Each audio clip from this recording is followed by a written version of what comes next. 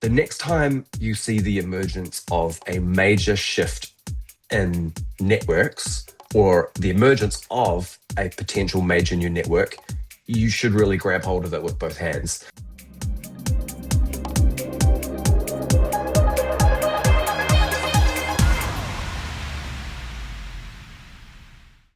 Well, hey everyone, welcome into Pushing the Limits. Fantastic to have you all join me again. Today I have the wonderful Simon Collins with me. Welcome to the show, Simon.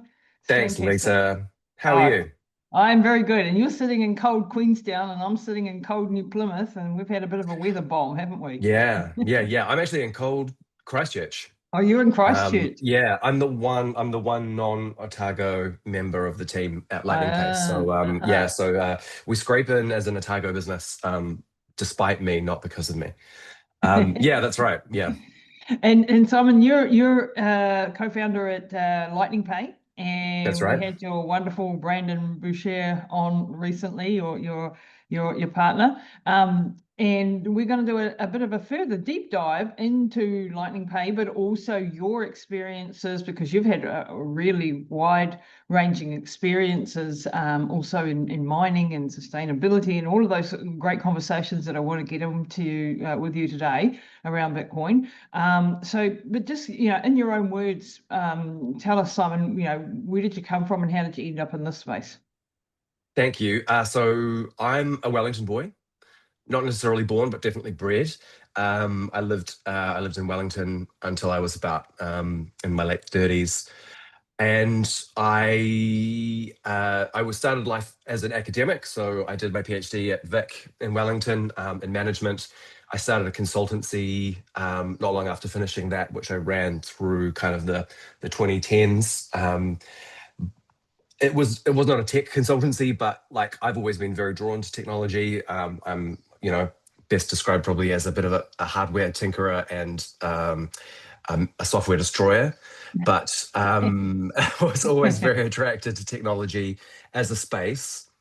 And then when Bitcoin came along, I had a very slow but kind of consistent emergence into the space as a first as a observer, sometimes participant, dipping in and out, losing probably more Bitcoin than I ever want to think about through bad practice, dodgy laptops, ignorance, Early and days, early probably it days. was very early days. It was very early days, and then probably in the late 2010s, started to make it a far larger part of my life, and whether that was mining at home, or simply just accumulating as much Bitcoin as possible, and then doing all sorts of stupid things like gambling with it and DeFi and that kind of thing. But I was always kind of compelled, like I always saw it as something that was worth keeping an eye on, really interesting as an experiment. But then when it became clear that it's no longer just an experiment, I knew that I kind of had to kind of grab a piece of it. And rather than just owning it, I've always thought it's really important for New Zealand to have like local businesses that are Bitcoin based or Yeah. Bitcoin centered, because we simply will be left behind if we don't. Yep. I mean, the rest of the world, particular parts of the rest of the world, have grabbed hold of Bitcoin with both hands. Mhm. And in New Zealand, I really feel like that's just not the case.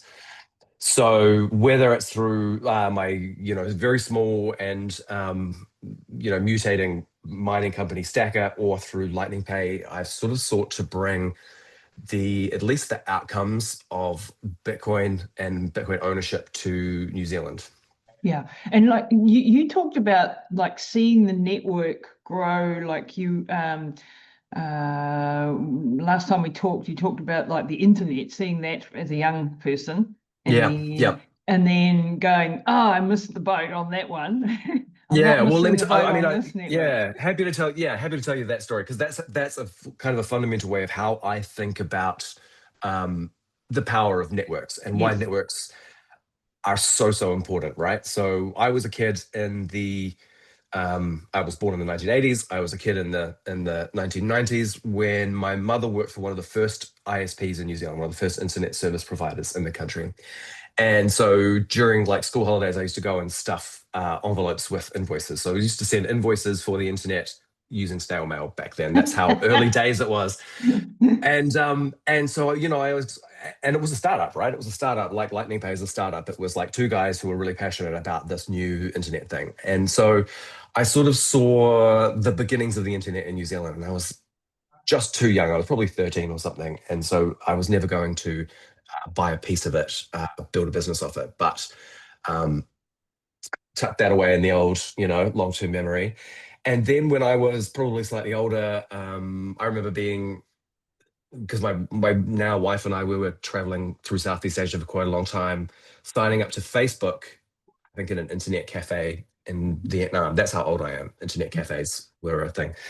Um, and and so signing up to, this first social networks, um, from the sort of base of the technology that they were at the time, and watching social networks become the almost dominant type of network, whether they are about creating and sustaining relationships between people, but also then becoming major advertising monetization networks in and of themselves. Mm-hmm. I think it was about that time I decided the next time you see the emergence of a major shift in networks or the emergence of a potential major new network, you should really grab hold of it with both hands. Yeah. And so I think that's when Bitcoin came along.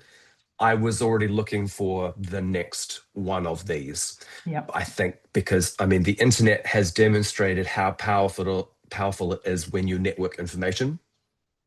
We've bolted a whole lot of stuff on top of it, right? The internet was never designed to have retail on it, to send media over it.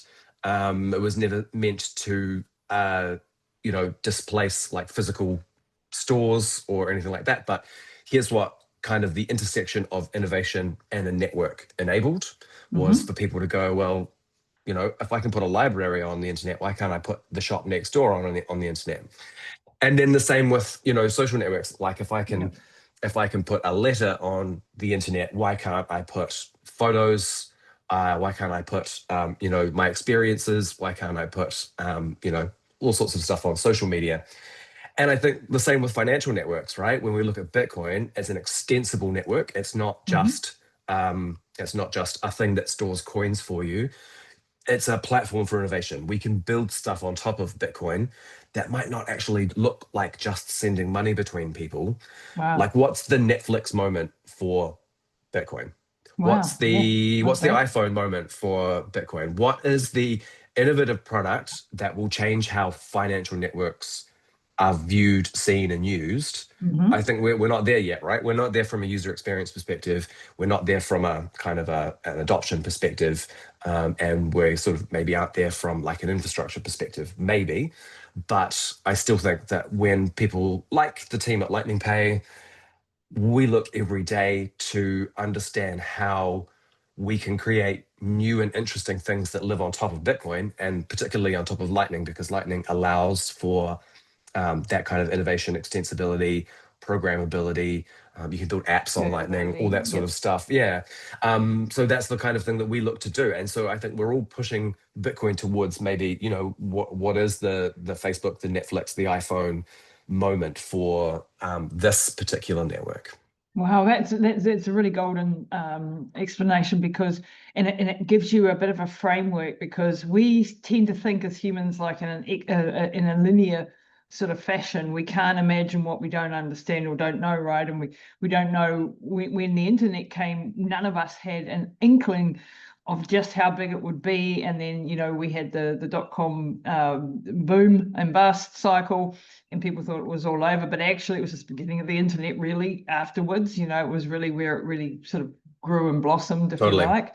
And it's changed all of our lives. And of course the iPhone came along and that changed our lives and so on and so forth. So we have these moments in history, if you like, where we didn't see it coming. It's only in the rear view mirror when we can go, okay, that's what that was about. And with Bitcoin, how is it different then? Because you're building the infrastructure, Lightning Pay. For those who haven't watched the episode with Brandon Boucher, go and listen to that, and I'll link it in the show notes where we go into a little bit more the specifics of Lightning Pay. But basically, Definitely go and listen to it. Definitely yeah, go listen to the episode. Yeah. yeah, and we talk about the Lightning Network itself and how it's helping the scalability of Bitcoin and Bitcoin payments, because the actual base layer, Bitcoin itself protocol, can only do 7 transactions per second or something ridiculously small, because it's focused on security and decentralization.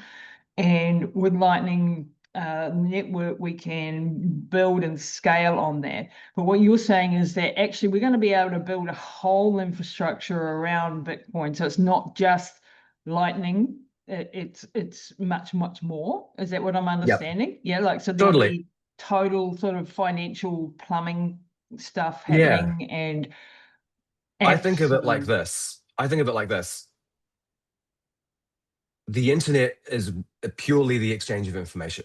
Mm-hmm. And look at what people have interpreted information to mean Mm, in the modern internet. mm, Like it means everything that I mean, we're exchanging information over the internet right now, you and I, Lisa. Like yeah.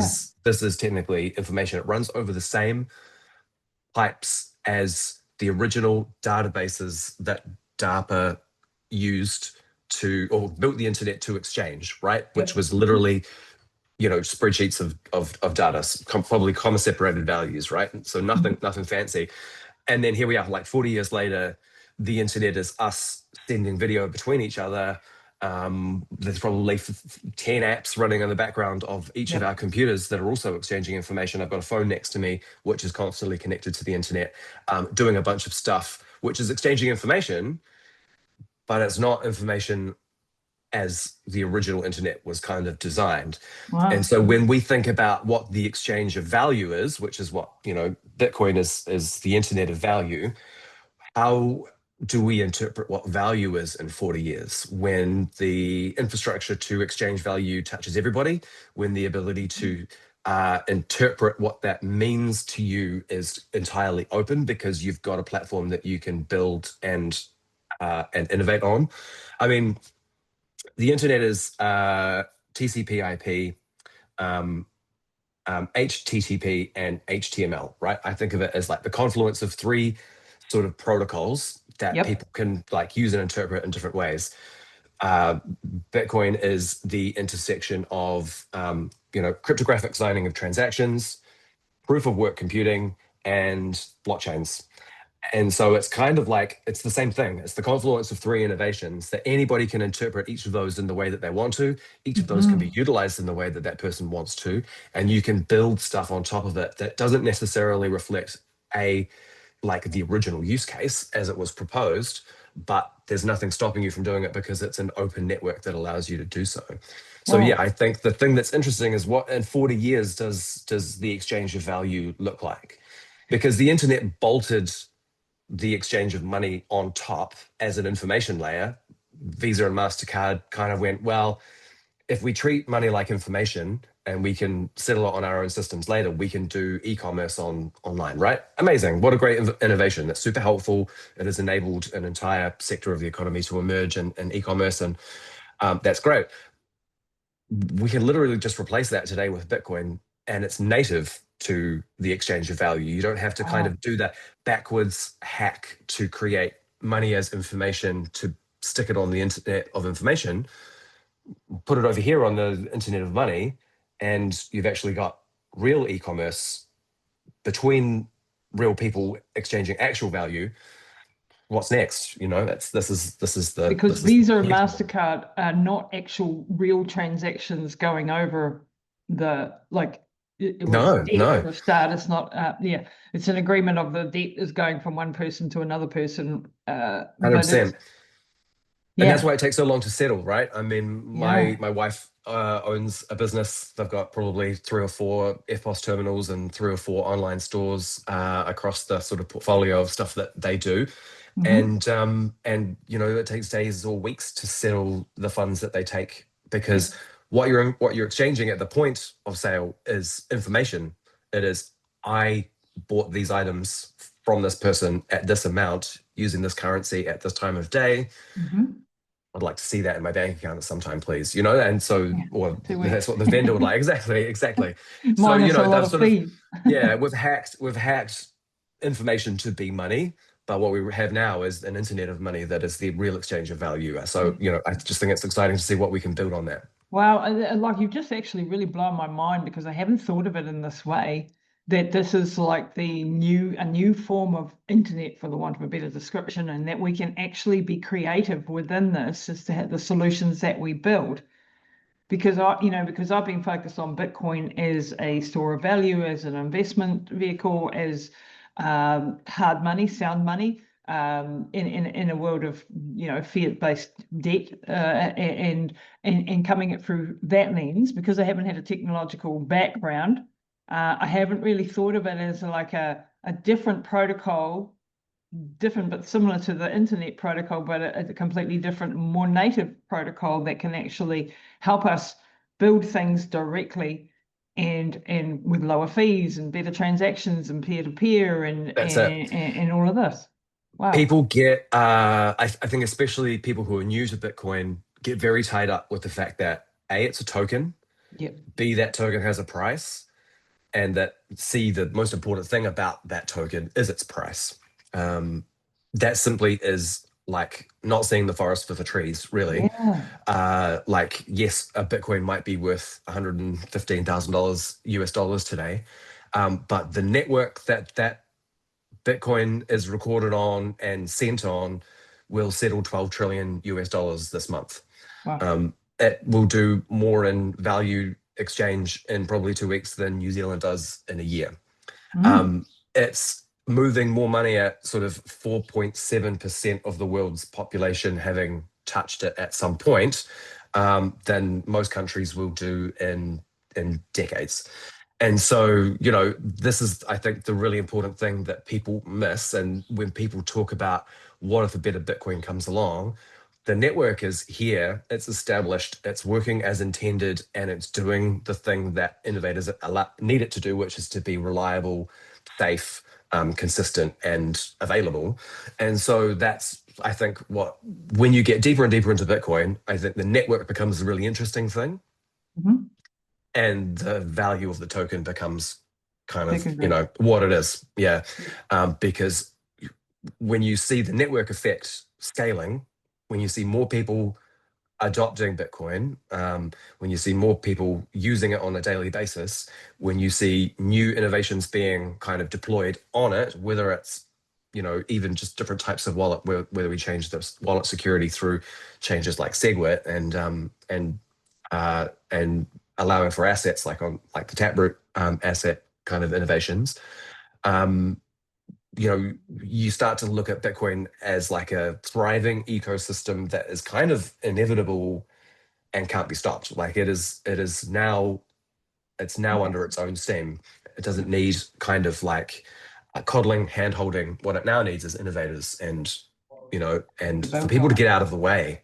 Well, how does Simon, then how does the broader crypto ecosystem fit into this framework? Is it a completely different thing then when you have smart contracts, starting off with Ethereum and then other layer ones and other layer twos and threes and all of that space that's building on it? How is that different to what the Bitcoin network is, or is it related?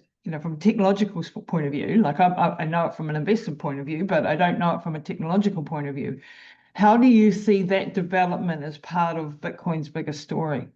Yeah, that's a great question, because it's a really great opportunity to clarify what I think is really important about Bitcoin and how it's differentiated from the rest of these networks. Um, so I'll preface everything I'm about to say by saying that I'm probably about as toxic a Bitcoin maxi as you could ever ask to meet, right? Yes, So I fall don't into the look very, Bitcoin space. Yeah, yeah, that's right. I don't really look very favorably on these other networks. I yeah. think if you were to be as kind as possible, you would say they are, they're compute networks rather than financial networks. And I Okay. think so, Ethereum started with the view that it would be a world computer, right? Like it would be a computer you can use the processing of anytime, whenever you want. You just pay for, space on the block and you can execute a smart contract, as you say, which does some sort of thing using the computing power that's available to the network. And people have kind of, again, in the same way that we did with the internet, they've kind of financialized them by sticking Tether USDC tokens on top that then they apply a monetary value to, but they're not money. Bitcoin is money. Like, I think that's the important distinction. Bitcoin is money and it's a financial network. It has a job, it does the job, it doesn't try to do a bunch of other stuff as well. All these other cryptocurrencies that were started to be Bitcoin killers or to extend on what Bitcoin can do kind of did so without any real use case. Like, what do Hmm. you need something to do above being money to be successful? What, you know, Ethereum has a market cap of several $100 billion, I Yeah, that's imagine, today. I can mhm. imagine. It doesn't have a use case. Like, this is in the So it's not the almost the rails of the anything, like Tom Lee, what does it do? one of the big, yeah, What does it do talks except about it for being what does the it stable coins and all of that sort of jazz. we can put stable coins on Connect, Lightning. We do have stable coins on Lightning. right. It is Mhm. I mean, I call it, well, it's a very old fashioned word, but a boondoggle. It is a massive, expensive project that was done for no reason other than to create it and to see if it would work. And I just don't think it does. I don't think there's anything that it does that offers any value in the real world. People keep trying to kind of inject use case on cryptocurrency, but the underlying question for all of them is, why can't this just be on a database? Why does it have to be on a distributed ledger? Why does your gaming token need to be recorded on a blockchain when it could just be on a database? It would be faster, cheaper, wouldn't require a cost to access or to move. There's all sorts of reasons that they Right, just don't right. seem to make any real sense to me. Now, stablecoins have emerged as like probably the overwhelming use case. Yep. Stablecoins seem to live mostly on one or two blockchains, Mm, the Tron blockchain, and sort of layer twos of Ethereum. But now we have it on Lightning Network. And Lightning Network is, again, it's a monetary network, so it sort of makes more sense for them to live on Lightning. But also it's faster and cheaper than any of those anyhow. And so I just really struggle to see how the crypto space offers anybody any real value other than speculation, memes, and stablecoins. Yeah, and so when the say like the US government is going hard with stable coins and using it to help prop up their debt Yeah. laden economy and have someone buy their bonds because no one else is buying them, and that's mostly running through Ethereum and let's just say maybe Tron. So why are they not using Bitcoin Lightning? Is there a reason? Is it just lobbyists that have better marketed it better, or is there a financial Yeah, it's a good question. I mean, to be fair, we've seen USDT on Lightning for maybe 3 or 4 months at the right, time we're recording this. So that's it's a new. pretty new product and probably hasn't seen or have had the time to kind of establish itself in the market in Yeah, the same way that USDT, which has been operating on Ethereum and Tron for probably 10 years. So, the easy thing for right, everybody to right, do, including Bitcoin only businesses like Strike, is to use a crypto implementation of a stable coin at the moment. right. So, I would say that's why. I mean, I think it's going to be interesting to see how these European licensed stable coins will operate. Will they operate on blockchains? Will they operate on private blockchains or on public blockchains? Because the EU is so kind of crypto So skeptic different. anyway. Yeah, yeah, totally. So I mean, we may see kind of the transition of stables away from these kind of public blockchains onto either private ones or even just back to a good old fashioned database, Right. because they come with none of the kind of downside of using blockchains. Explain to me as a non-technical person, what is the difference between a database and a blockchain then? for those listening, why Yeah. why is this considered special on the blockchain? So we hear about, real world assets all going on chain. We're going to have our deeds of our houses on chain, our driver's licenses, our identities, God forbid, all of those sort of types of things. What's the difference there between a blockchain and a database, per se? Yeah, I think okay. I mean, there's a technical difference, right? A blockchain is a distributed type of computing where it's a distributed type of database. I should say to clarify. So it still is a form of database. It's just that a blockchain is one where there's a certain amount of space every let's say Bitcoin, for example. Every 10 minutes, there's a certain amount of room for you Mm-hmm. to put information into the database, and you pay a small fee for that. And when around about 10 minutes is up and the block is relatively full, miners hash the block, they confirm all of the transactions in it, and the information that you provided at that time is locked into that block forever. So that Forever. means that you can go back in 10 years, you can go back and go, oh, look, there's the transaction that I made. And it doesn't Mm-hmm. matter that you've lost your banking login. It doesn't matter that you closed your account. It doesn't matter that you don't have the paper statements anymore.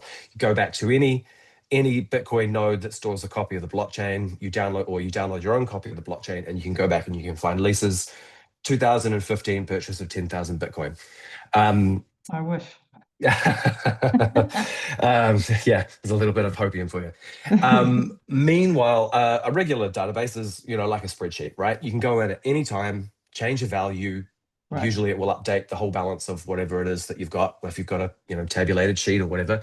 And so if you are just recording, let's go back to the gaming token kind of example. If you're recording what type of special item a person has on a game, it's far quicker, easier, and cheaper for a database to be updated than to inject that information into a blockchain, to pay for the transaction, to have a miner mine it, to create money out of thin air, to reward the miners to do so, or the stakeholders and validators, which is really the case in crypto these days.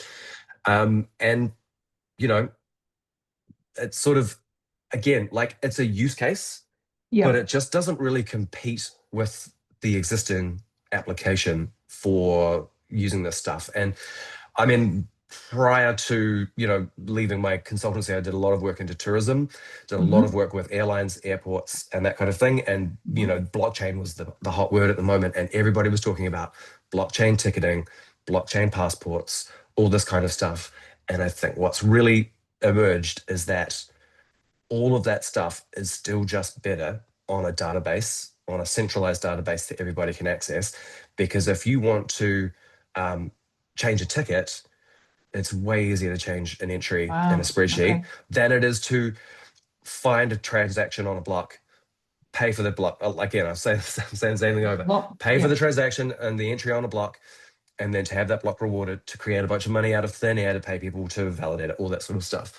And so So this it's is just why, much more complicated and convoluted. So yeah, when people are talking about all the real world assets, going on, being tokenized and being put on the blockchain, you don't think that's actually going to be a thing, or in some use cases but not others? Or do you think it might build out on the Bitcoin network as it was intended? yeah, I mean, I think there are certain things that are really worth recording on a blockchain as a major event, right? Mm-hmm. We're seeing some interesting stuff in the United States where, we're seeing interesting things internationally where, both in the United States and in Guatemala, election results have been recorded to the blockchain so that they can be independently verified at any Wow. time. So Okay. they've been recorded on Bitcoin. Yep. And that is a really Nice. interesting use case because, yes, if you record the results of a vote and it's, a verifiably accurate vote, it's very hard to change the number, or it's absolutely It impossible to stops change the entry corruption. on the Bitcoin blockchain. Yeah. Mm, mm. And so, yeah, that's an interesting use case. I think, and I'm going to get a lot of I'm going to get heck from the Bitcoin knots side of the OP return debate Yeah. on this one, but you know, I think there's value in recording things like a house transaction on a Yep. blockchain. because the details of that are so important. They are the transition of a major asset from one person to another. They really do require the time and date of that transaction to be recorded. It really is like important. I don't think that the deed needs to exist on there. I think, in New Zealand, Land Information New Zealand is probably still way better at holding on to who owns a piece of land, but like the value of the transaction, the time it happened, who it was between, is really useful because it really does establish immutable ownership of that. And you can't have somebody go, well, I've got a piece of paper that says I own it, and I've got a piece of paper that says I own it. Well, you know, not that that happens often. But the other interesting use case as well, I think, is cars. And this is probably one that most people haven't heard of or thought of. But if you buy a car and the ownership is recorded on the blockchain, that's a really useful thing. If that car's in an accident, and the accident and the repairs that are required are recorded on the blockchain, then when you go to sell that car to another person, that person can look up the history of the vehicle and see that you've had particular work done, or you didn't get a warrant, or you failed a warrant at some point. You understand the condition of that vehicle far better. Um, the where a event really does benefit from like the immutability of the information that surrounds it, that's a really interesting use case for Mm-hmm. blockchains, maybe outside of money. And would that fit within the Bitcoin framework, like building on Bitcoin as opposed to building on the other crypto? Yeah, well, I mean, if we're going to allow, or if we're going to have NFTs on Bitcoin, like we apparently do these days, if we're going to Yeah. have, yeah, if we're going to have non-financial information on Bitcoin, I would really hope that it was at least useful. The exchange of digital paintings is probably down my list of Yeah. value. Yeah. Not saying that they have absolutely no value to anybody, but they're probably down my list. But yeah, these sort of real world events that are important to record. Elections is a great one. Transition of major financial or physical assets is another really great one. Yeah, But so that can would we be. build applications on top of so it's not on the Bitcoin base layer that would allow for these non-financial transactions or things, PDFs and whatever, Yeah, to absolutely. Yeah, be right. So without of being course, on the yeah. base layer? And is that at the core and not like, because I don't understand the Yeah, whole argument, what's going on there. I know there's arguments going on, but is that really what's being discussed there? I mean, the thing about like Lightning and Liquid sort of side chains to Bitcoin, Hmm. right, is that eventually their information gets recorded back to the main chain, Yeah. but in a bulk fashion, Yeah. right? So rather than having to do every single one of these transactions on chain at the cost that comes, at the time delay that requires, and at the expense of other major transactions to be recorded in the block, you can do thousands or tens of thousands of smaller transactions that then get kind of bulk recorded to the blockchain at once. And I Yep. think that's where high velocity is really useful. We can increase the velocity of stuff that happens on Bitcoin by using Liquid and Lightning side chains to maybe record. Yeah, I mean the transacting of JPEGs is a great one. Like let's move that off the main chain if possible, because to compete for block space with the transaction of a picture is kind of frustrating. But Yeah. maybe where there's literally no downside, because if there's channel liquidity and a root, like who really cares what you're transacting on Lightning, because it's so fast and cheap and settles instantly. Yeah, so it's a completely separate thing. Wow, that discussion's absolutely blown my mind and sort of opened my eyes a little bit further to the underlying technologies and trying to grapple with things. Because you when you come into the Bitcoin space or the crypto space, you come in it usually from the investing side of things and not from the technological, where you've come from the other way around, and Brandon as well. And then because with Bitcoin, there's so many layers of that onion you can peel back. But and 100%. every Yeah, time you do, absolutely. you just realize you don't know nothing, you don't know anything, and you've got to go another layer deeper and go, oh, so it starts to blow your mind. But if we switch gears now a little bit, you have a background also in doing a lot of mining in the early days, and then there was the argument, and there still is, AI, especially now, and then in the past, it was more of a discussion. Bitcoin is using up their energy resources, and it's not sustainable, and it's not environmentally friendly. What is someone who was a miner and understands this space very well? Why is that not quite the full picture? Yeah, well, I mean, I think there's several ways you can go about that discussion. So, for another useful piece of context, I'm one of the founding researchers at what's called the Digital Asset Research Institute, which is a research body that is aimed at um, doing kind of impartial and empirical research on Bitcoin with a focus on producing outcomes that are useful for policymakers, for the boards of large investment kind of institutions, so that they can make actually informed decisions about whether or not to invest in Bitcoin or Bitcoin businesses or Bitcoin related businesses. Because yeah, there is a huge amount of misinformation out there. One of the first pieces of research that we produced at Dari was like a piece of what we call like citation, and what I think of as citation research.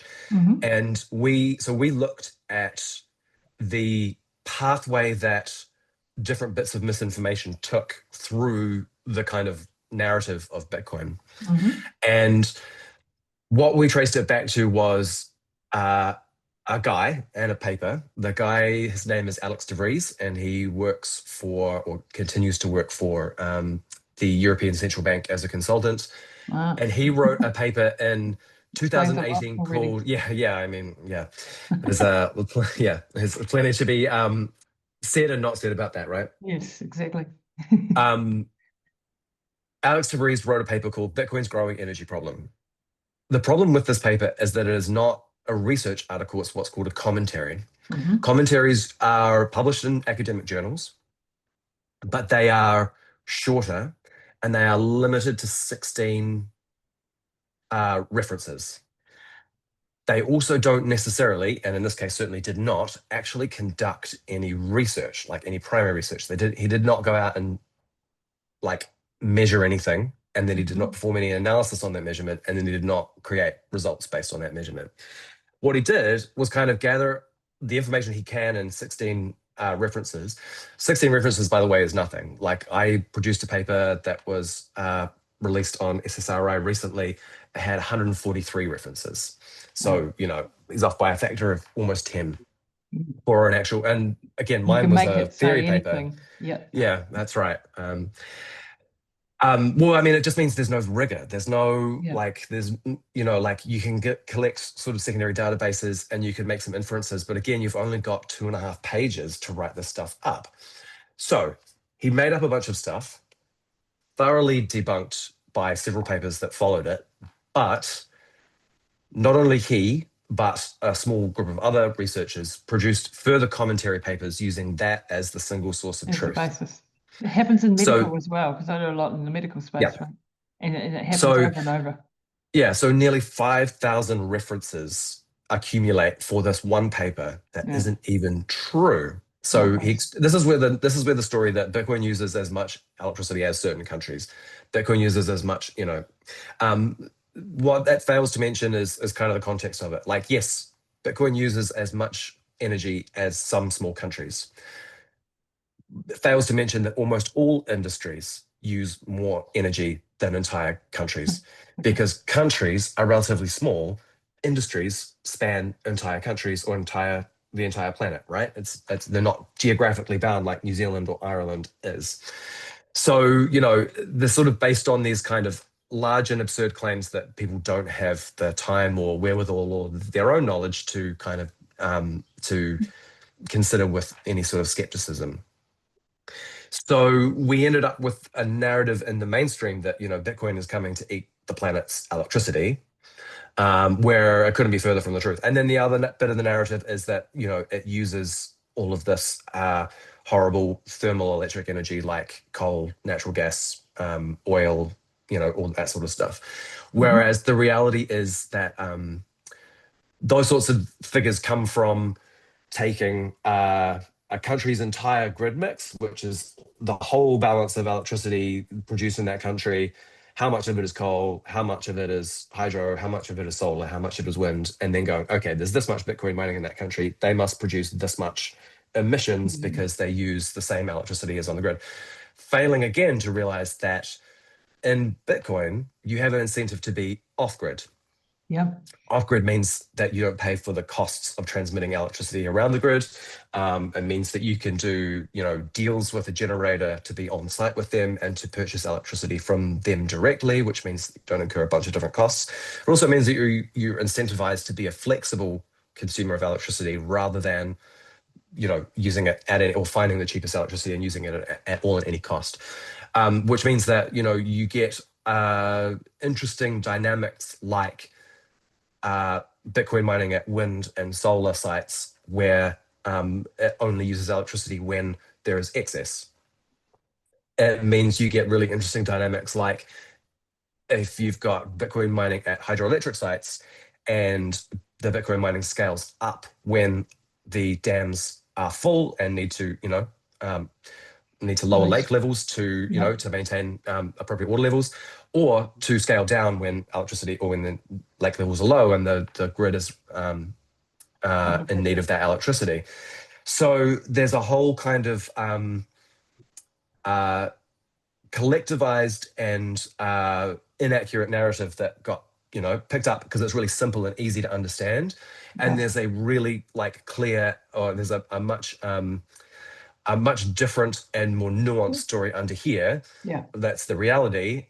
Guess which one is easier to report on, to turn into a Always. soundbite, to turn into a shocking fact to have to talk about at dinner, right? Yeah. So, Always. yeah. So the reality of like Bitcoin mining and its energy use is majorly misunderstood, misquoted, and and maligned for Mhm. those reasons. So yeah, as a result, we have a pretty poor, um, I guess, reputation Public and yeah, image. public Yeah. public outlook. The reality is, Bitcoin mining is the fastest greening business on the planet. At Dari, we run what we call the Bitcoin emissions and sustainability tracker, the Beast model, and we track both on and off grid mining, the proportionality of that, the different, the hash rate of different countries, the proportion of on and off grid in different countries, and we produce what we consider the best picture of the actual use of electricity of Bitcoin mining in the world. And we put it at about 56 to 57% renewable energy Wow. and, probably 40 to 50% off grid. So, Wow. Bitcoin mining is a very, very nuanced space. And the reality is like it's incentivized to use renewable energy because it costs what it costs to throw a lump of coal into a coal power plant and generate electricity, right? Um, the cost of that coal fluctuates quite significantly. In fact, it's been quite inflated over the last few years for certain reasons, right? Whereas renewable energy has very flat costs overall, if you average them out, but has very consistent generation profiles, and the cost of generating that doesn't change. So if you build a solar farm or a wind farm, you know what it's going to cost to operate from now for the next 10 years. You may not know what you'll get for the electricity because the grid demand fluctuates. But if you have a Bitcoin miner there to soak up any extra electricity, then you've got a buyer of last resort for that electricity, which Yeah, means because that otherwise it would be lost, right? The electricity is lost because otherwise, it it gets cannot wasted. be That's right. stored. So Yeah. yeah, so we talk about curtailment in Mhm. Bitcoin mining. So, or we talk about curtailment in energy. Curtailment is works on both sides. You can curtail generation or you can curtail demand. Curtailing generation means, sorry guys, the grid can't take any more electricity at the moment. It's full up. You need to turn off a wind turbine. You need to, turn off inverters at solar farms. You need to, close off some grates at a hydroelectric solar hydroelectric generator because the grid can't take any more. That's a perfect opportunity for a Bitcoin miner to step in and buy that electricity that would otherwise not be transmittable at a reasonable price. And then curtailment on the other side, on the demand side, is, hey guys, we don't have enough electricity for the grid's demand. We need you to turn off. And we see this. There's a seed oil plant in Canterbury who has a 1 megawatt seed mill, Hmm. and they will be curtailed at no notice by their supplier. Because the grid, you know, Just doesn't can't. have enough electricity for them, and so they can be curtailed at no notice. If you had an incentive to build more electricity, like say you had a customer who would have bought it, who would buy your electricity at at any low price, then you might have an incentive to build more generation capacity, which means you Hmm. don't curtail people like That need the it. retail The customer, business. and Yep. you do curtail your very flexible load like Bitcoin. And Wow. so Bitcoin's presence either on the grid or on the site of generators actually incentivizes the creation or the build out of more renewable electricity, because it's a very variable profile, but Hmm. flexible consumption from Bitcoin means that you can monetize that and account for increases in the demand of the grid. Wow, thank you so much for that nuanced explanation. So now, people, you are educated on the nuance of that one-liner headline that you've heard and seen. And now, with AI coming into the mix, now we are seeing massive drawdowns with AI, and now the discussion doesn't even seem to be around it, worrying about that, but just building, or at Yeah. least in America, building like no tomorrow. Well, here's a fun anecdote. Alex DeVries, the original Yep. poo-pooer of Bitcoin and energy, has pivoted his focus from Bitcoin to AI's energy use. Okay. So yeah, you can So he's see going that after them now. the information. He popped up again on Twitter for the first time in a very long time recently to complain about the abuse he's gotten from Bitcoiners and to announce his exit from the space, and that he's now Good, moving on good to AI. riddance. And And now poor he's gone AI. again. Yeah, yeah, that's right. Anyhow, so yes, AI is coming. This is the thing about Bitcoin mining that I think we need to look at from a security perspective for the base chain. Yep.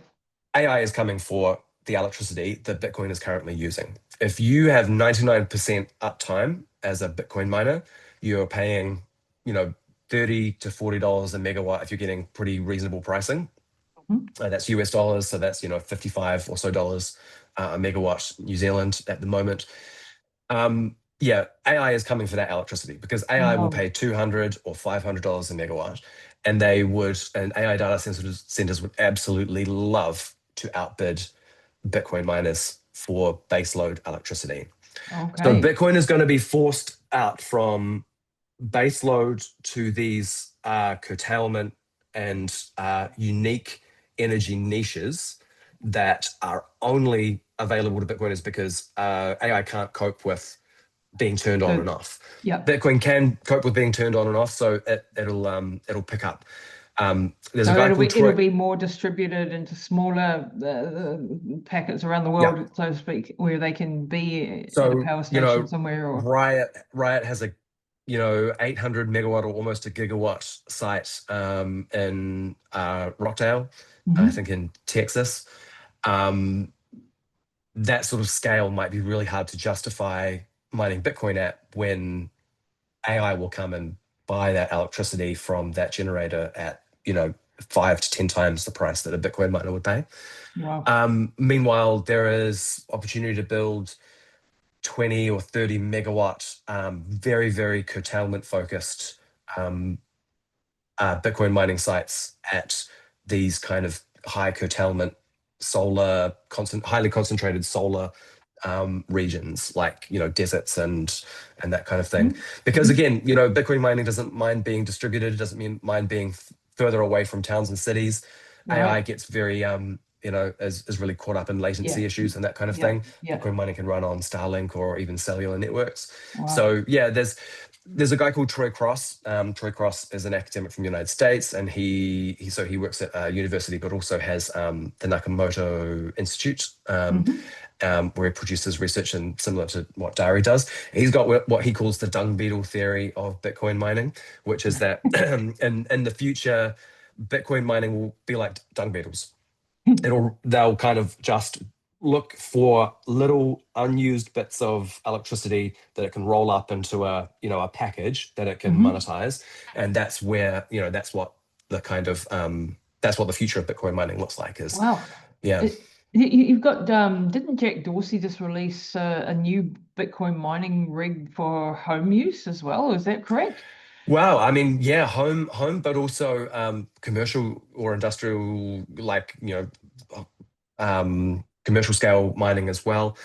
So Bitcoin mining has been dominated by Chinese companies for, basically the entire time that it has been a commercial enterprise. Hmm. It used to be done on CPUs and then GPUs, and then the first ASICs come along, which is a chip specially designed to mine Bitcoin with. And it has been Bitmain and WhatsMiner and Canaan or Avalon who have kind of dominated the space to date. Um, in the United States in particular, but also in countries like Japan, if a chip or a product has touched the Chinese supply chain, I won't many touch it. places will not allow it on their networks anymore. Wow.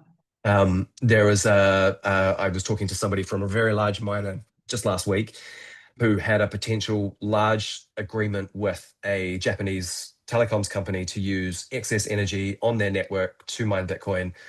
When they did the assessment on the hardware that would be brought onto their network, they were like, "We can't have anything that's gone through China, even Yeah. even if the chips are manufactured in Taiwan. Yep. If they enter China, they won't put them on their network."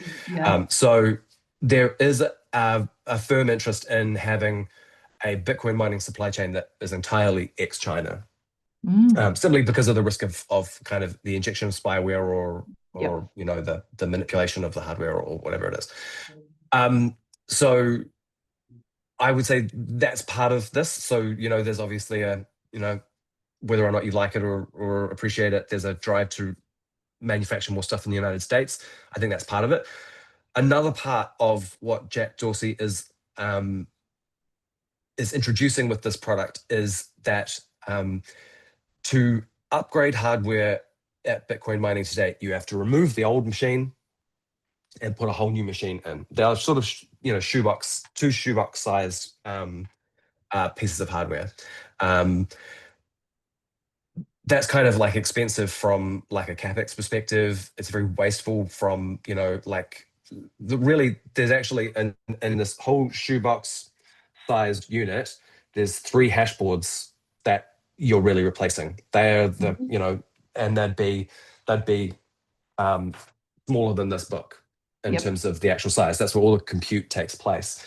So all you're really doing is upgrading those, and the profile and the layout of the machine, the way that it, Stay the you same. know, the power supply, the control board, all this different stuff is kind of just taken away and wasted anyway.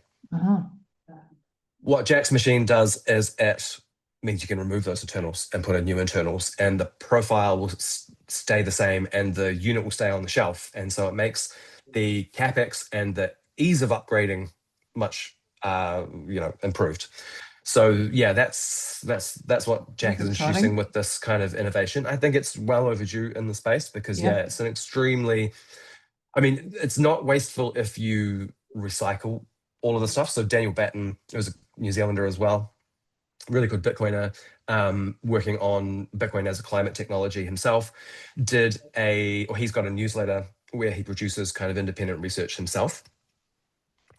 And Daniel did a supply chain analysis of the recyclability of Bitcoin mining hardware. So if you are inclined, which you should be, you can recycle like 95% of a Bitcoin miner. There's plenty of copper, there's plenty of aluminium, there's plenty of plastics that can be recycled. There are only kind of a few bits that are sort of unrecyclable, either from the perspective of being difficult to access or, non-recyclable materials. So yeah, so while there is a lot of waste that comes off the shelves, it's all recyclable. And again, the stuff that's coming off the shelves should probably be repurposed for these kind of um, lower uptime opportunities in highly curtailed energy opportunities is like my view on that. Yeah. So is there going to be a space in the future for, the everyday person to run a mining rig like there used to be before it became sort of corporatized and, or is that still not, feasible even with this new technology from Jack? There's you know, I think it really depends on how much your electricity is, Yeah. and it really depends on how much you are prepared to invest. If you get very good pricing for your electricity, especially in New Zealand, if you set up a company and you can claim back the GST, especially on the import of the machine and of the use of the electricity to run your miner, you get you've got a bit of a head start. If you buy a brand new miner at the start of the hardware cycle, so when they release the S23 and probably Hmm. 2 years from now, say, and you bought one on day one and you got good pricing for your electricity, you may see a return on that miner. The reality is that Bitcoin mining is such a race to the bottom on the pricing of electricity Yeah. that if you add retail margins for your electricity retailer, if you add the grid fees in terms of the transmission cost of that electricity and the base wholesale generation cost of that electricity, you're adding a huge amount of cost to to what you're paying Not compared to feasible. a commercial person. Um, Options are hosting. So a lot of people will buy a miner that is hosted in a location that's In a not at corporate. their Yep. home. Yep. Um, they are often accessing better pricing for electricity, but again, you're always going to have the headwind of your hosting fees, Yeah. and your host is always going to add a margin on top of the electricity cost. Of So course. they might Yeah. be getting electricity at, again, 30 to 40 or 50 US dollars a megawatt, and they're going to sell it to you for, $70 a megawatt. Then they're going to add a $200 a month kind of hosting fee on top. So they're always going to make a margin on you, and you are always obliged to pay them for your hardware. And uh, if you stop paying your fees, they've got a really great piece of collateral they can take off you until you do, and often So, do. so Simon, then the future of the Bitcoin network, with the mining being so critical to the whole space, is there any danger that we become too centralized because the mining operations are getting, Mm, bigger and bigger and more centralized? Whereas they used to be back in the yeah. day, you used to mine, and the mate down the road used to mine, and that sort of ethos is not working anymore, or that's not functioning economically anymore. So is there a risk to the network from that perspective? Yeah, so I think there's a couple of things to consider there, right? So one is like, yeah, this is an eternal debate in Bitcoin mining. Is it too centralized? Does Riot having a gigawatt in one place ruin it for everybody else, or does it Yeah. ruin the decentralized nature of Bitcoin? Does it centralize power over the network in too few people's hands? Is a very good and fundamental question, and I think it's important.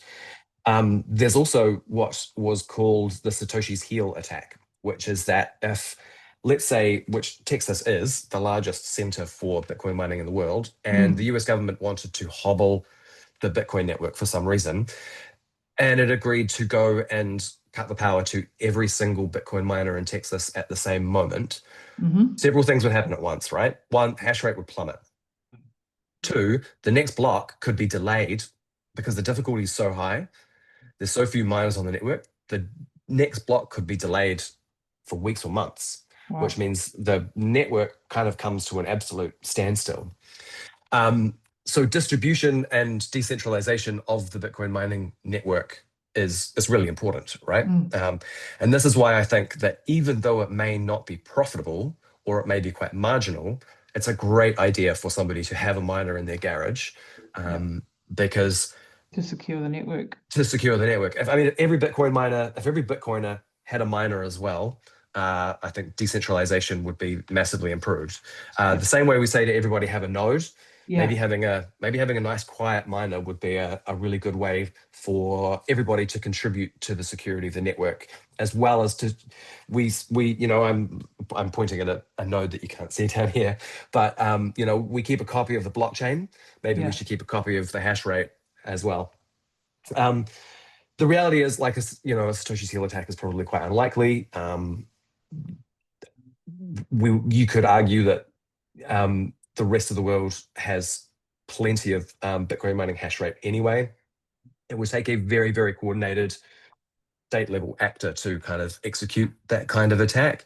But it is, something that we should kind of think of as, we're Have all very discussions around. enthusiastic. We're very enthusiastic game theorists in Bitcoin. And so we do kind of need to game out these scenarios. Yep. Yeah, and it behooves us to do so because we need to make sure that we're not getting attacks, because there are state players who would like to take down some countries are not, um, pro, shall we say. Yeah. So, so we've got to think of these things. But by the same token, when people ask me, like, don't you think, quantum computing and that's going to attack Bitcoin, and I'm like, if we have quantum computing cracking the Bitcoin code, so to speak, we've got bigger problems. The nuclear codes are also cracked. The central banks are also Yeah. cracked. The medical histories are also cracked. Everything, the banking system is also cracked. Do you think they're going to go after the tiny little Bitcoin asset first, or maybe they're Yeah. going to go Well, after something major? I mean, I think of it like this. The the private key for a Bitcoin wallet is, I'm not even sure how many numbers and letters, but it is, Long. 30 or 40. How long is the PIN code to your bank card? Yeah. Very easy to crack. What's easier to crack than everybody's PIN codes, than everybody's Bitcoin private keys? I think, you know, quantum computers are worth billions upon billions of dollars. They cost incredible amounts of money to build, let alone operate. The applications for them are so specific. There are probably 5 or 10 of them in the world. Like, Yeah. It's what are not an people's imminent, what are people's incentives to use them on Bitcoin? Um, which is the smaller of the asset classes compared to all the other bigger asset classes. exactly. Yeah, Yeah, yeah, yeah. How much yeah, will yeah. you make if you cure cancer with a quantum computer versus how much will you make if you destroy Bitcoin? Like, Yeah. what's the over under? So don't worry about those things, people. Like there are things that, but and once again, mainstream media likes to grab these headlines and go, chuck it at you, Yeah, yeah. and that's why it's important to have these nuanced conversations. So bringing it back to the use case and Lightning Pay. So in New Zealand, you guys, Brandon and co, are down in Queenstown. You've really started this Lightning Pay.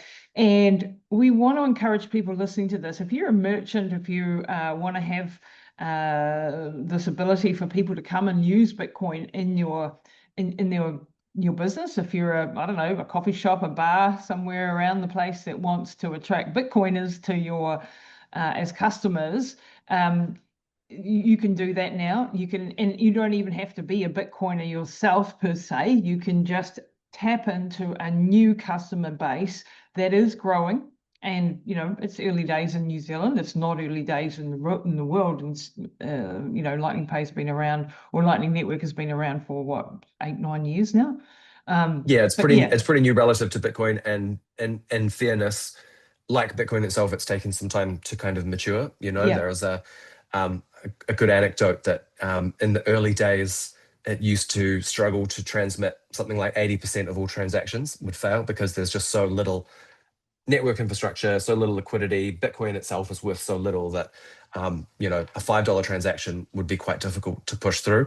Nowadays, we do 5-figure transactions all day, every day on Lightning, and it's no issue. We have several kind of adventure sports stores in Queenstown who use Lightning Pay as a payment system, and they'll sell very, very expensive bikes over using Bitcoin on a wow, daily basis. Yeah, yeah, wow, really, yeah, absolutely. So yeah, so Lightning Pay is kind of several things, right? So we have a Lightning and open banking Bitcoin exchange. So what that means is we use obviously the Lightning network, which is fast, instant, and secure private transactions on Bitcoin. And we use open banking, which is the banking system's new API-based banking, which means that you can instigate your Bitcoin purchase or sale from inside our app rather than having to log into your bank to do that. We tell your bank, hey, Lisa's wanting to buy, $100 worth of Bitcoin. Here's her bank authentication token. Here's her second factor authentication token. You can send us that money because it's verifiably Lisa that has instigated this transaction. We pull it from your bank account and we send you your Bitcoin. All of that takes about the same amount of time as an FPOS transaction. Mhm. Instead of traditional exchanges where you set up a deposit, you tell them how much you're going to send, they give you a reference number, you go to your bank, you sign in, you put in your reference number, set up the transaction, send it, wait for that to clear, you wait for your exchange to see the money, and then you go, then they say, great, you've got $100 credit, what do you want to buy with it? You go set yourself an order, you wait for that order to get hit, you've got your Bitcoin, then you withdraw it to your wallet and pay a fee on a withdrawal as well. Yeah. And all of which can take, several hours up to days to do. So we've condensed that down into, the duration of an FPOS transaction. So that's really awesome, and people love that as an experience.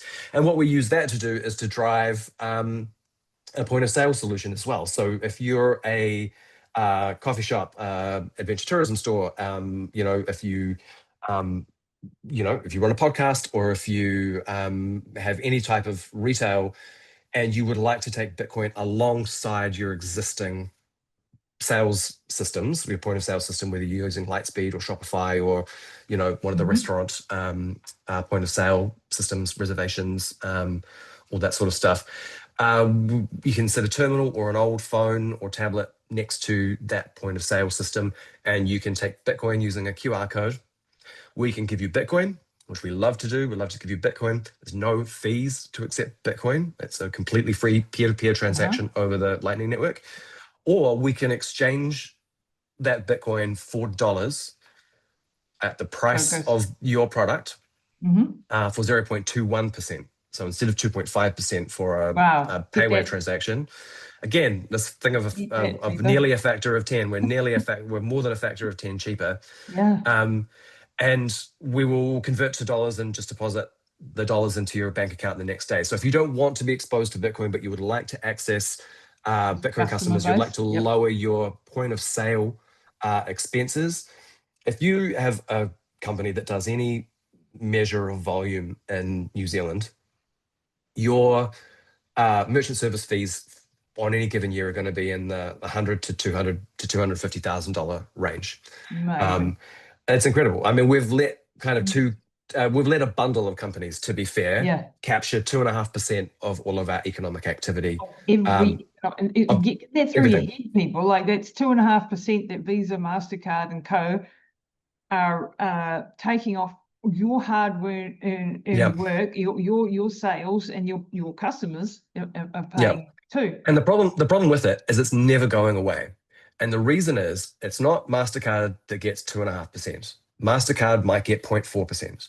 The interchange gets something like 0.4%. The scheme gets something like 0.4%. The bank gets something like 0.4%. None of them are going to go, oh, I'll give up my bit, guys. We'll give Yeah, it yeah, up, and we'll allow the customers' prices to go down. No, there are too many pigs in the trough for yeah. this to ever go away. We have to sidestep it entirely and use a financial network that's based on peer-to-peer exchange to get around it, because Wow. they're never going to let go of their cash cow. Why would they? Why would Yeah. they ever? No. Previous government legislated a maximum for interchange fees that brought prices down by an average of 0.2%. Mm. So, it's a really hard needle to move. So you can take Bitcoin over the counter, you can still receive dollars, you can still receive every cent that you are due from the priced product on your shelf, in your cabinet, for the coffee that you're going to make. But your customer will pay in their Bitcoin. And that's the only way we're going to get around the kind of economic capture that we have in New Zealand and around the world in terms of payments Yeah, so this infrastructure. is huge. And then, for people sending money overseas, people sending money back home to their families or whatever, where, Yeah. New certain Zealand, New Zealand places is take a New huge, Zealand and Australia are huge remittance sources for the yeah, Pacific Islands and exactly. for Southeast Asia. So Yeah. Philippines, Indonesia, and all of the Pacific Islands, Fiji, Tonga. Tonga's reliant on 49% of their GDP from remittances, Holy crap. which And is who's people taking a sending money big home. chunk? Yeah. The Pacific Islands are one of the most expensive places to send money in the world. Up to Wow. 20% of remittances are captured by money transfer services, whether that's That's Western Union or ridiculous. MoneyWise or That's whoever it is. evil. That's stealing Oh, people's wages. fundamentally, yeah. I mean, it is. And it's stealing wages from people who can't afford it, Yeah, right? They've exactly. come to New Zealand To try to or get ahead. Australia to earn. They're not often earning great wages. They're, No. unfortunately, they're not able to get jobs as accountants, doctors, and lawyers, and so they're kind of predatory. This sort of predatory pricing Yep. um, kind of harvests from the most vulnerable, and they're sending back to people who have even less earning capacity back in their home country. So yeah, again, I Wow. think Bitcoin and something that we're working on, which I think is a really great solution here, would be like a New Zealand dollar eCash. So that's a New Zealand Hmm. dollar stable coin.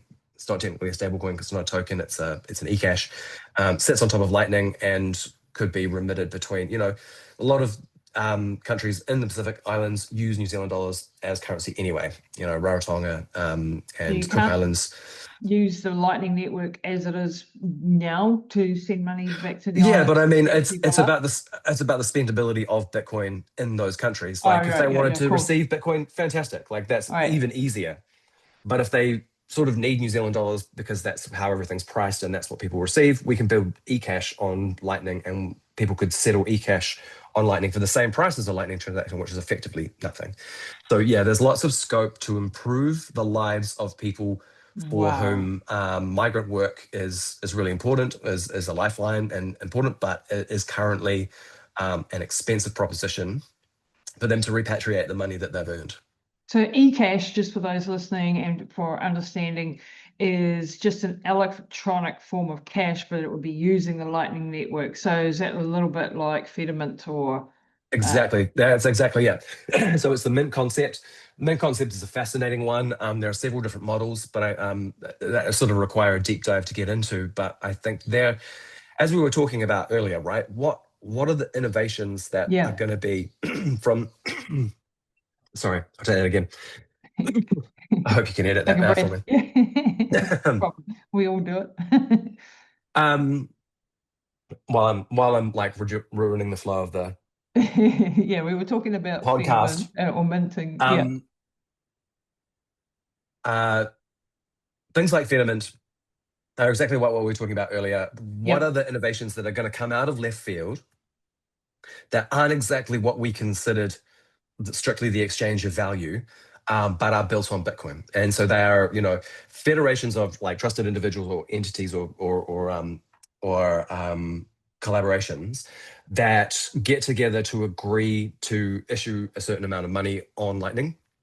This is a very, very broad brush representation of what they are. They're quite complicated, but um, and so within that trusted group, you can exchange this eCash, knowing that we all agreed its value, how much there is, and how long it will last for, and then basically you have your own little financially denominated ecosystem of money.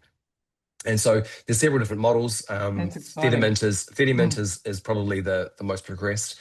Hmm. But yeah, there is lots and lots of interesting ways of looking at what the exchange of value and what the exchange of money really represents, and Hmm. what are the cool systems that we can build around it on Bitcoin that you can't do in the traditional economy because there's simply no scope, No platform, rails, opportunities no, for yep. innovation.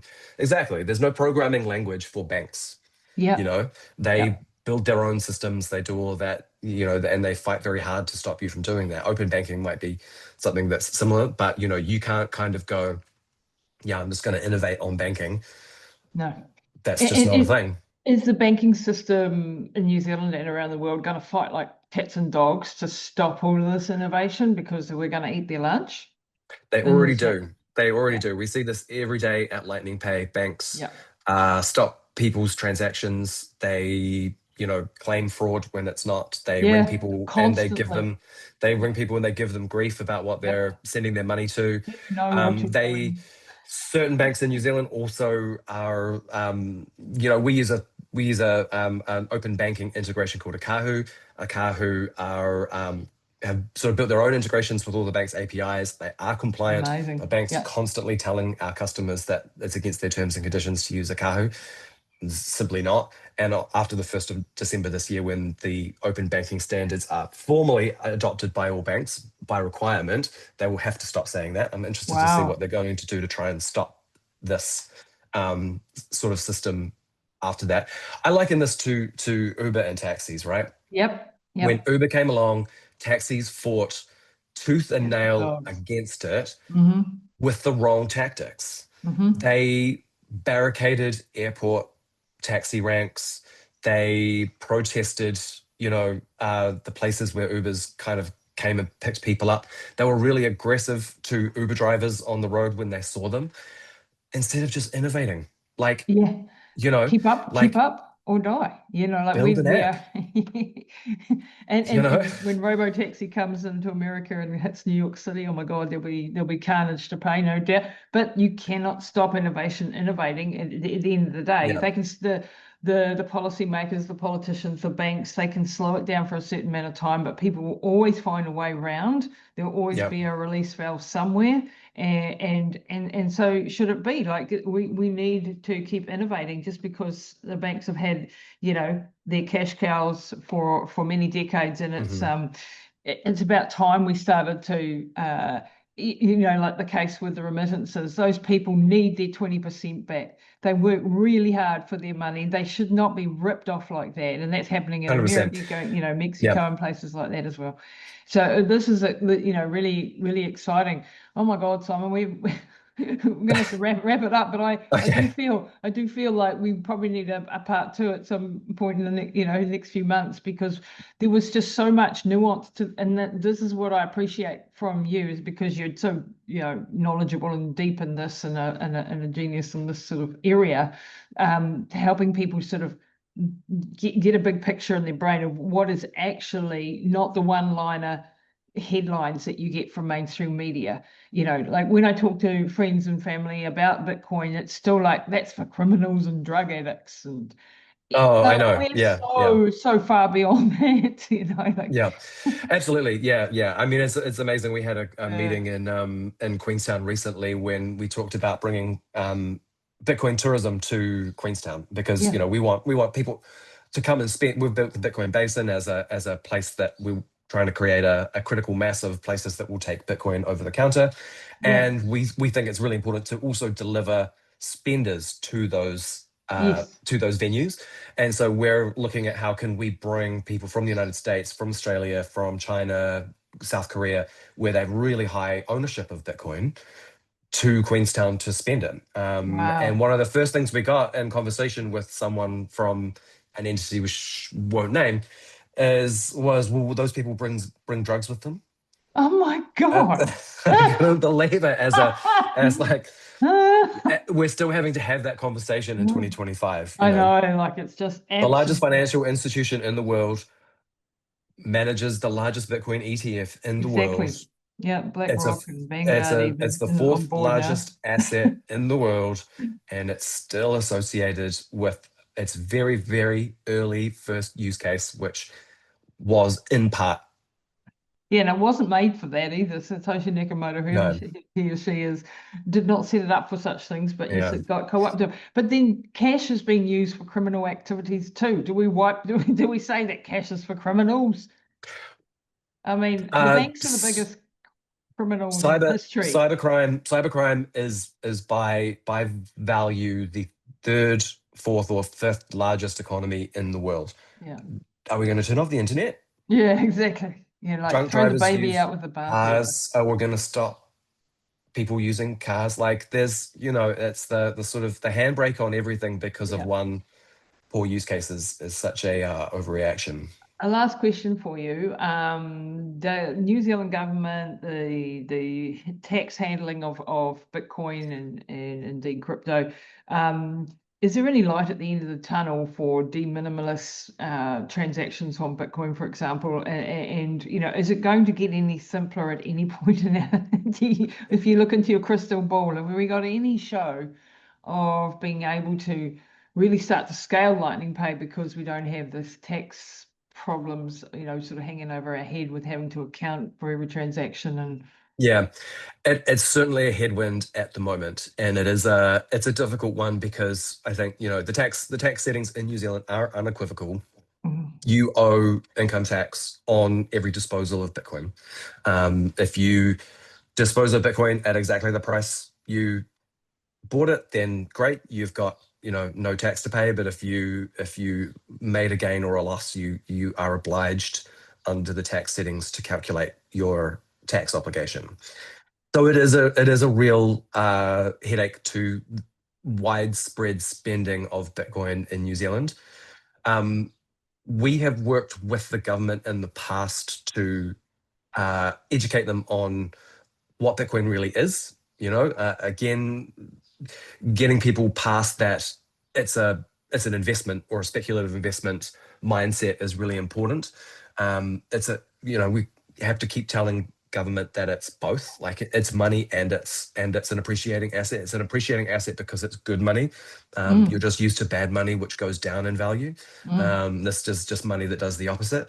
And so actually it's not income because I've still got the same amount of Bitcoin. Bitcoin hasn't paid me a dividend to own Bitcoin. Bitcoin hasn't increased its sales because its earnings per share has changed. It's not like a traditional stock or investment in that way. So it kind of is all of these things at once. So it is hard for politicians and for regulators to understand that when they're not Mm. coming from the Bitcoin space. I think that it will take some time to get across it. I'm, you know, we're a business. It's very, very difficult for a business to go and lobby government because we have an individual um, incentive to have this change made, and government can't really be seen to be bending to the whims of business in the way that you Mm. know we're asking them to. So there is a Bitcoin Policy Institute New Zealand, which is being stood up at the moment. Yep. It's full of some very, very good Bitcoiners. Um, it's a really, really important undertaking in my view, because that is an industry group that will lobby or advocate on behalf of Bitcoin for New Zealanders on behalf or to government on behalf of New Zealanders. And I would hope that like a de minimis exemption on spending would be one of the things that they would tackle. Yep. I would hope that it's one of the, I mean, it feels like the lowest hanging fruit in terms of a policy win Yep. for a group like that to go after. So there's a launch for this body in mid-December, sorry, Hmm. mid-November. And I think after that, they'll have at the moment, it's all paperwork. It's all incorporated societies and Yep. boards and constitutions. But once they're through that sort of setup stage, they can start producing policy papers, positioning papers. They can start meeting and engaging with the government.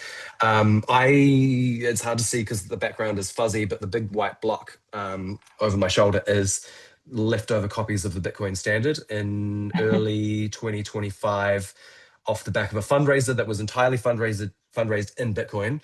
We sent a Bitcoin book to every member of Parliament in New Zealand. Wow.